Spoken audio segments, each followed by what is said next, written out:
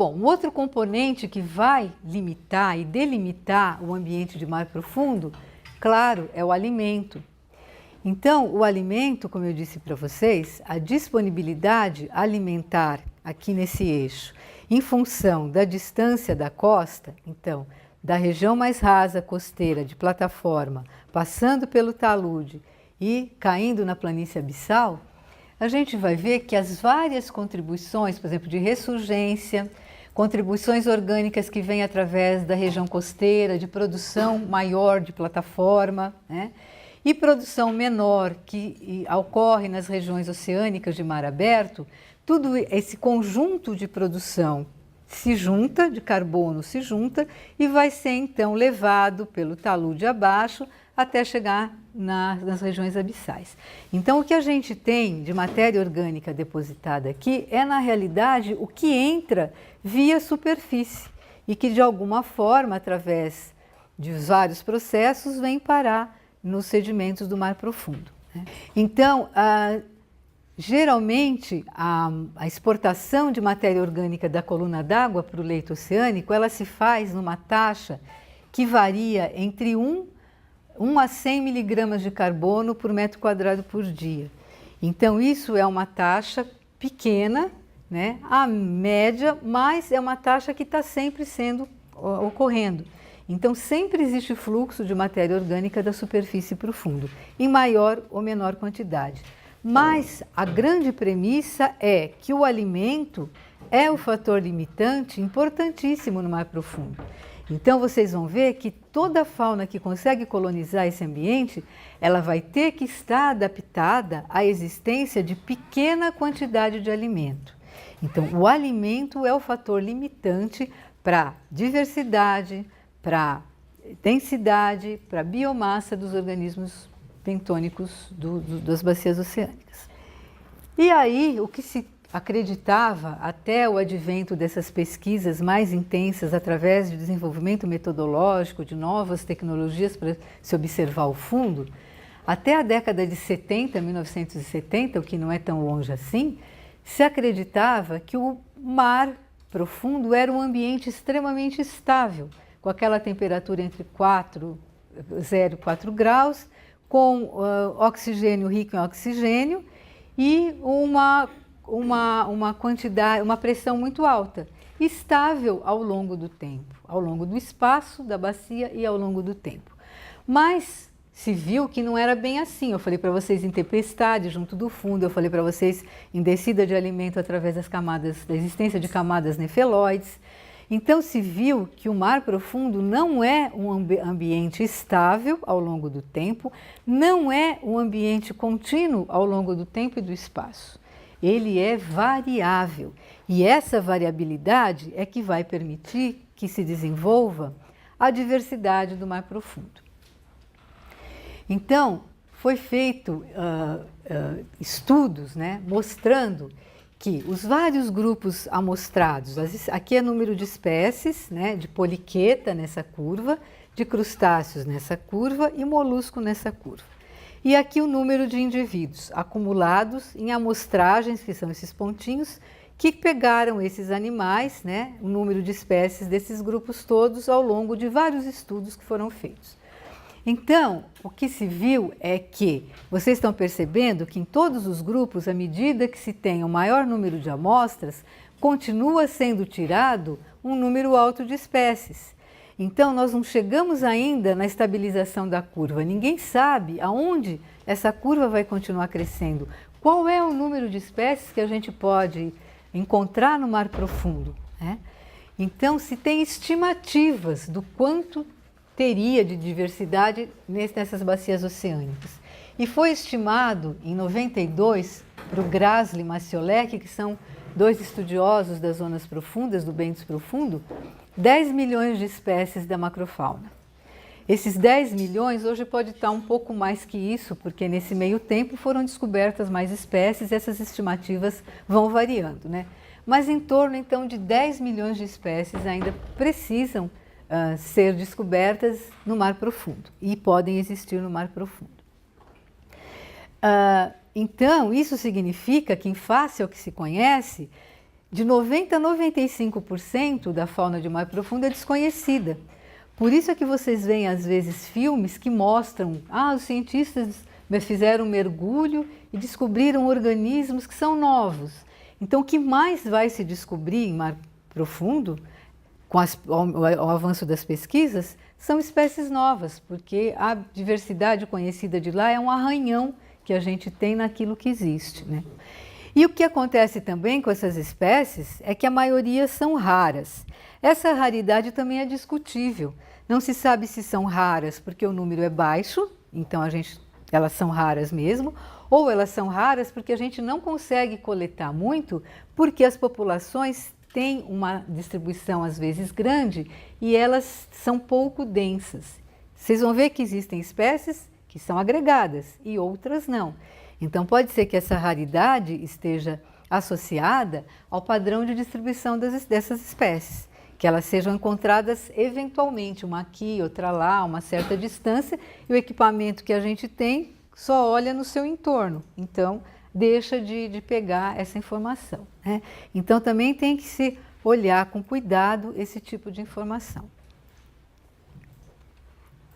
Bom, então o que se procurou ver também é se o mar profundo como um todo guardaria um padrão dessa biodiversidade. Já que tem uma estimativa de ter tanta espécie ainda a ser descoberta, o que existe hoje de conhecimento nos vários grupos, o que acontece se a gente conseguir plotar isso aí em números de espécies, que é esse eixo aqui, com a profundidade. Então aqui vocês estão vendo que são quilômetros, né, a distância da costa. O zero é a costa e aqui são 4 quilômetros, é 4.000 metros, 6.000 metros, etc. Então a gente estaria distribuindo esse número de espécies, claro, em escala logarítmica, essas coisas todas, e vocês estão vendo que plotando esse número de espécies contra a profundidade, em vários grupos, gastrópode, poliqueta, bivalve, crustáceo, cumáceo, a megafauna como um todo, que são os grandes organismos que a gente consegue ver, as holotúrias, os crinoides, né? E a ictiofauna, os peixes demersais, o que acontece com isto? O que vocês podem ver? Existe uma tendência a esses dados terem uma mesma curva. Vocês estão vendo? É parecida, a hora que faz o ajuste de curva, o ajuste matemático, essas curvas são parecidas. E o que elas estão dizendo? Elas estão dizendo que existe um aumento da diversidade com a profundidade, né, até um certo ponto, a partir do qual, à medida que eu vou indo para a profundidade, essa minha diversidade vai decrescendo. Então, isso vale para tudo o que foi estudado até então, né? E onde está esse ponto de inflexão? Está por volta dos 2.000 metros de profundidade. 2.000, 3.000 metros de profundidade, acontece então essa inversão no aumento da diversidade com a profundidade, né? Então, isso aqui, esse padrão observado, vai ser alterado em áreas que eu tenho uma diferença de aporte nutricional, por exemplo, sobre ressurgências, sobre áreas de giros em que eu vou ter meu fluxo de carbono modificado em geral, em relação ao padrão geral. Então isso aqui, esse aumento de diversidade com a profundidade até os 2.000, 3.000 metros, é dado em condições normais das bacias oceânicas, sem ser nesses pontos abaixo de região de entrada maior de carbono, tá? De alimento, né? Traduzindo. Existe também, o que foi visto, é que existe um padrão de diminuição da diversidade com o aumento da latitude. Então, à medida que eu vou para latitudes mais altas, essa diversidade vai diminuindo.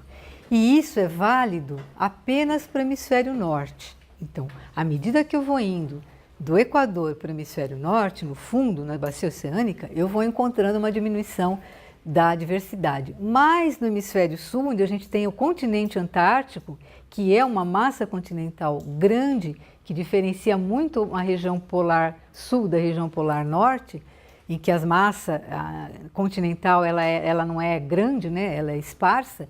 Então, aqui na Antártica, no hemisfério sul, eu vou ter uma alta diversidade. Então, esse padrão de diminuição da diversidade com aumento de latitude, ele é válido para o hemisfério norte, mas não é válido para o hemisfério sul, né? Na Antártica, as condições são diferentes.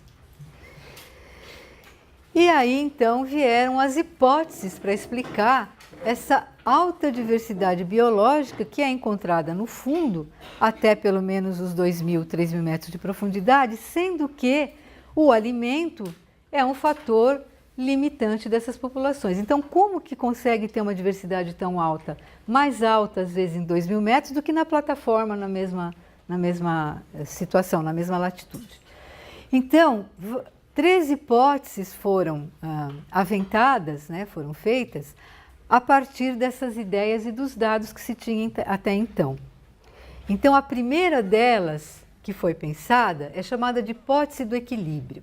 O que ela diz? Ela diz que essa diversidade alta acontecia porque essas espécies que estão lá no fundo, elas estariam vivendo num ambiente biologicamente acomodado, num ambiente de equilíbrio, porque as condições seriam mais ou menos estáveis e as condições dos recursos alimentares seriam mais ou menos previsíveis ao longo do tempo. É o que eu falei para vocês, são aquelas condições de bacia oceânica fora daqueles pontos de ressurgência e de aporte diferenciado de matéria orgânica.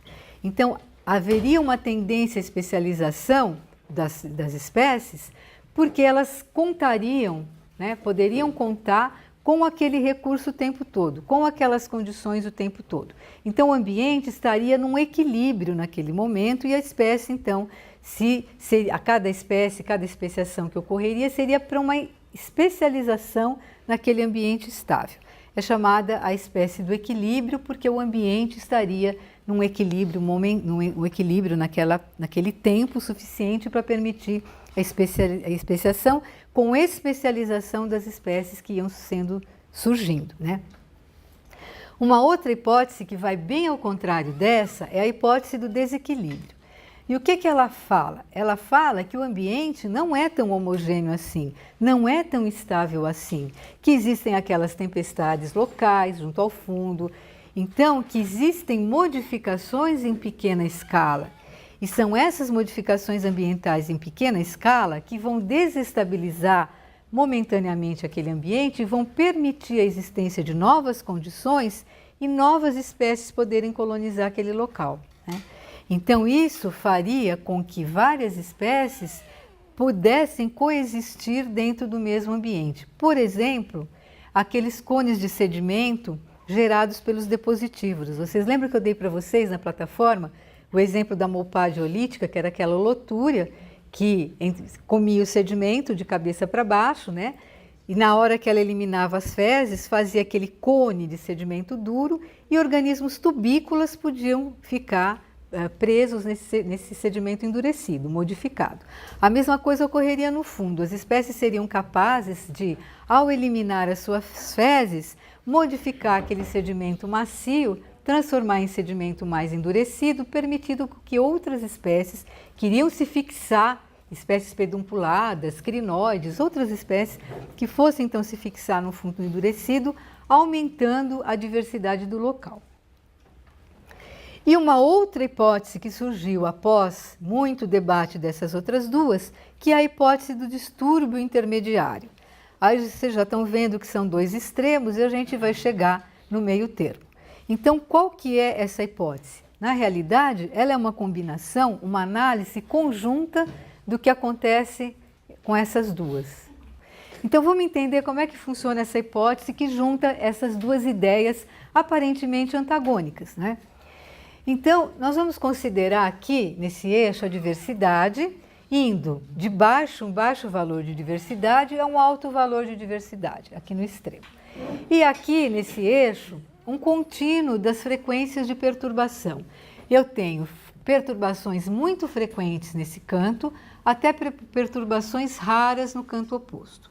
Então, eu estou estudando, na realidade, um ambiente que está passando de uma diversidade baixa, muito baixa, para uma diversidade alta, e dentro dessa variação, eu estou enfiando dentro as perturbações, que vai de um gradiente alto, né, frequente, muito grande, até perturbação rara, de vez em quando acontece alguma coisa, né? Bom, são os extremos. E o que a gente vai ver quando distribui a diversidade nessas áreas que têm essas características, né? Então, a gente tem uma curva assim, em que a maior diversidade está nesse ponto médio. Vamos entender os extremos para a gente chegar no ponto médio. Então, vamos entrar aqui com um ponto de baixa diversidade. Eu tenho uma baixa diversidade nessa parte daqui do gráfico, onde eu tenho perturbações frequentes e que as perturbações são tão frequentes que eu tenho um tempo muito curto de espaço em que não tem perturbação. Então, tem uma perturbação, claro, vocês não vão pensar em horas, vocês têm que pensar aqui em dias, em meses, porque tudo no mar profundo é mais lento, né? Mais amplo. Então, essa perturbação frequente poderia ser, por exemplo, durante alguns dias vocês têm um revolvimento. Aí passa um certo tempo, durante vários outros dias vocês vão ter outro revolvimento. Então, à medida que essa perturbação for frequente, que esse padrão acontecer e que o tempo entre uma perturbação e outra for muito curtinho, o que a gente vai acontecer? Essa perturbação é considerada como uma grande perturbação, porque aquele ambiente não dá tempo de ser recolonizado depois da perturbação. Então, quem que vai conseguir viver nesse ambiente com perturbação frequente? Vão ser poucas espécies que têm um comportamento de R estrategista. Quem são os R estrategistas? São espécies oportunistas, que vão ocupar rapidamente um ambiente modificado. Então, essas espécies têm crescimento rápido e tamanho pequeno. Vocês se lembram, nós já vimos isso. Então, nesse canto aqui da minha curva, eu tenho uma diversidade baixa, porque eu estou tendo domínio de poucas espécies dominantes R estrategistas. Vamos passar para o lado de lá da curva. Então, a gente tem aqui locais em que a perturbação raramente acontece. A maioria do tempo, aquele ambiente fica uniforme, com temperatura uniforme, com aquela entrada de nutriente uniforme através do aporte que vem do fundo, lento, constante.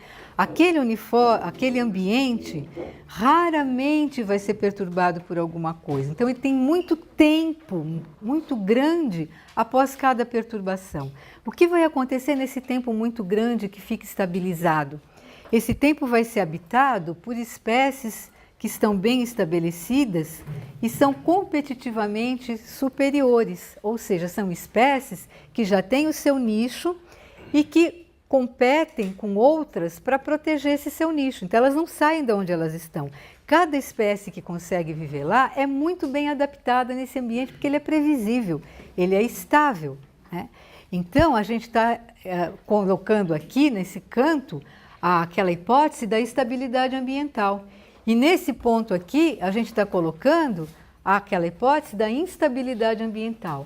Mas só o que acontece na natureza? Nada, ou a maioria das coisas, não estão nesses extremos. Elas estão no meio. Elas são fruto de atuação dos dois tipos de coisa ao mesmo tempo. Então, de repente, ocorrem situações de perturbação frequente, o ambiente começa a ser remexido, os nutrientes começam a ser renovados, e aí vem outros períodos em que essas perturbações demoram para ocorrer de novo. Então, as espécies têm tempo de estabelecer.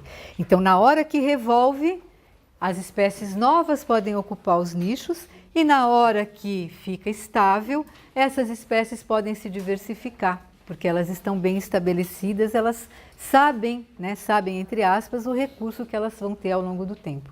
Então, por isso que nesse ponto, essa hipótese avoca essa explicação para dizer que esse ponto a gente tem um misto, né, no espaço e no tempo desses dois tipos de ocorrências, de perturbações.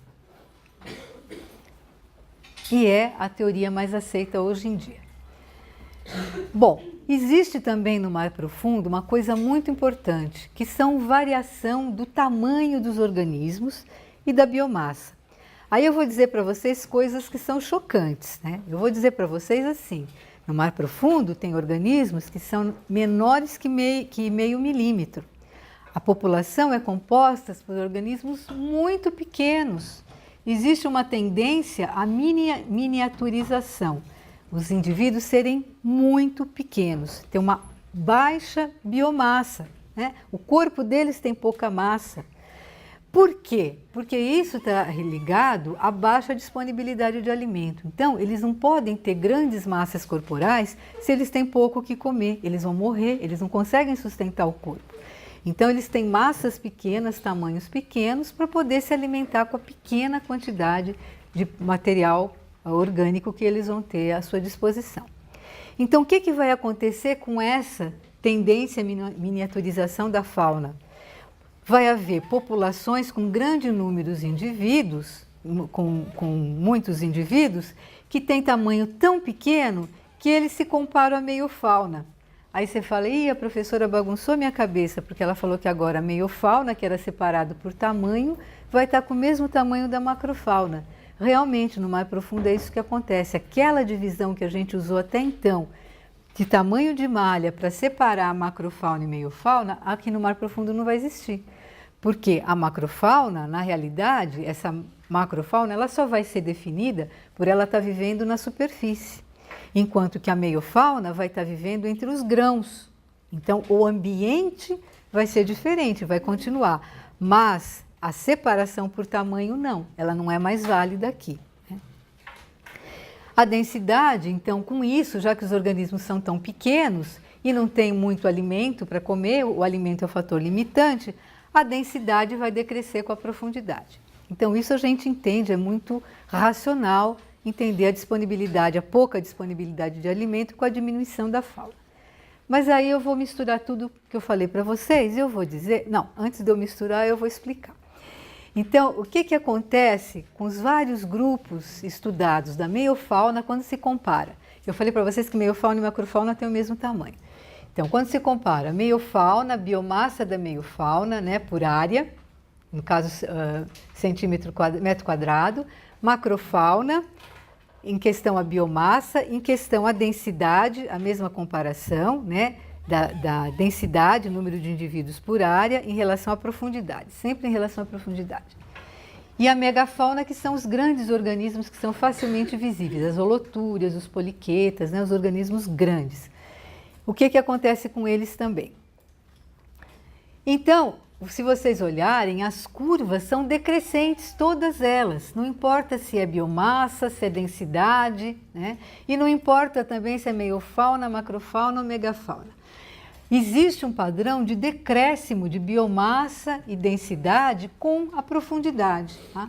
E esse padrão de decréscimo, ele está ligado à diminuição do alimento que existe no mar profundo. Então, quantidade e massa diminui com o pouco alimento que existe no mar profundo. Aí, se eu contrastar com essa curva que foi estudada para peixes demersais, o padrão é totalmente oposto. Vocês estão vendo que existe aqui, é peso, né? É biomassa. Então, para os peixes demersais, acontece que os tamanhos maiores, os peixes maiores, são encontrados nas maiores profundidades. Tá? Então, para peixe demersal, esse padrão não funciona, mas a gente não está pensando no peixe. O que a gente está pensando são nos animais que ficam associados ao fundo. Por que o peixe é diferente? Porque o peixe tem mobilidade, ele vai procurar o alimento, ele vive, ele tem longevidade alta, porque a temperatura é muito baixa. Então, ele pode atingir tamanhos maiores porque ele vai à procura do seu alimento.